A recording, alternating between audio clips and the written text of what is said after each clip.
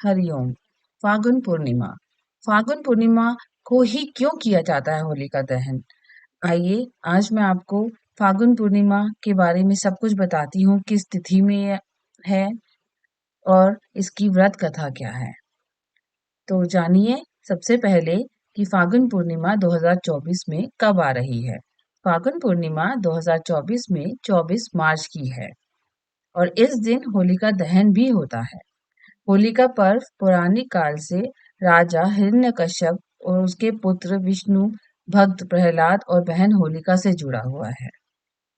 तो अब मैं आपको बताती हूँ इसकी व्रत कथा। पौराणिक कथा के अनुसार प्राचीन समय में हिरण्यकश्यप नाम का एक राक्षस राजा था। हिरण्यकश्यप अपनी कठोर तपस्या से भगवान ब्रह्मा को प्रसन्न करके एक वरदान मांगा था। वरदान के रूप में वह न घर में, न बाहर, न दिन में, न रात में, न आकाश में, न पाताल में और न ही किसी अस्त्र शस्त्र से मारा जाएगा। ऐसा वर मांगकर एक प्रकार से वह भगवान विष्णु से अमरता का वरदान मांग लिया।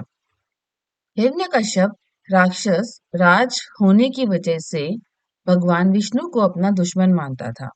हिरण्यकश्यप खुद को ही भगवान मानता और अपनी प्रजा को भी खुद को भगवान मानने पर विवश करता था। हिरण्यकश्यप को संतान के रूप में एक पुत्र की प्राप्ति हुई, जिसका नाम उसने प्रहलाद रखा। प्रहलाद बचपन से ही विष्णु भक्त था। वह भगवान विष्णु को ही अपना ईश्वर मानता था। यह देखकर हिरण्यकश्यप को प्रहलाद के ऊपर बहुत क्रोध आता था। बार बार समझाने के बाद भी जब वह अपने पिता हिरण्यकश्यप को भगवान मानने से इनकार कर देता, तब हिरण्यकश्यप ने प्रहलाद को मारने के लिए एक उपाय किया, मगर प्रहलाद हर बार बच जाता था।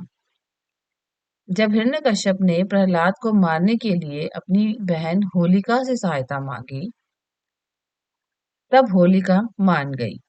होलिका को वरदान प्राप्त था कि प्रचंड आग भी उसका कुछ बिगाड़ नहीं सकती। आग उसे नहीं जला सकती है। वह अपने भाई की आज्ञा का पालन करते हुए प्रहलाद को गोद में बिठाकर जलती हुई आग पर बैठ गई। प्रहलाद भगवान विष्णु का अनन्य भक्त था। ये सब देखकर वह भगवान विष्णु की स्तुति करने लगा।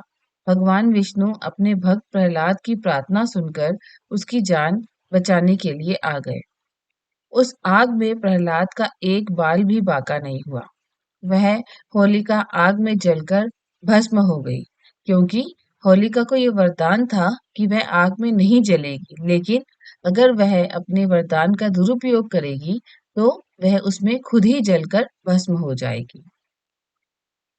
होलिका दहन मनाने का यही कारण है कि हम बुराई पर अच्छाई की जीत के रूप में होली का त्योहार मनाते हैं।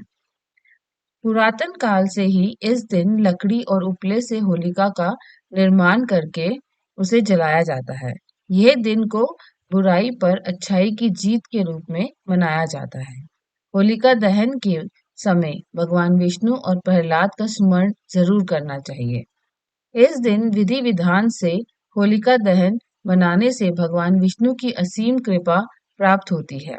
कुछ लोग इस दिन फागुन पूर्णिमा का व्रत भी रखते हैं।